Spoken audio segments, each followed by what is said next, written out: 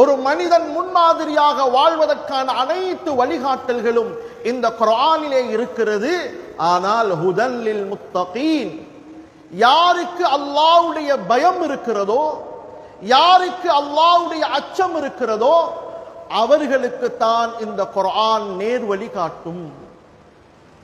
நாளை மறுமையிலே சில மனிதர்களை மலக்குமார்கள் கேலி செய்வார்கள், அவர்களை இழிவுபடுத்துவார்கள். அவர்கள் யார் என்றால், உலகத்தில் அவர்கள் பாவம் செய்து கொண்டிருப்பார்கள். அவர்களுக்கு சொல்லப்படும் வகீல இத்தகில்லா, அல்லாஹ்வை பயந்துக்கோங்க என்று சொல்லப்பட்டால் அவர்கள் கோபப்படுவார்கள், அவர்களை திட்டுவார்கள்.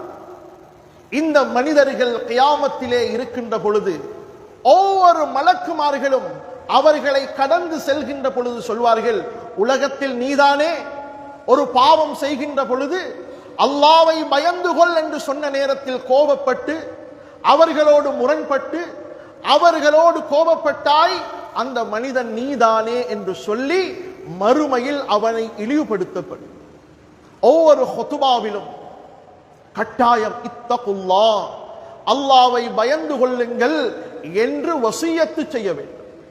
அல்லாஹ்வுடைய பயம் இல்லாதவர்களுக்கு என்ன சொன்னாலும் அவர்களுடைய உள்ளத்தில் அது இறங்காது. காதுகளுக்கு போய் சேரும், ஆனால் உள்ளத்திலே அவர்கள் அதை ஏற்றுக்கொள்ள மாட்டார்கள்.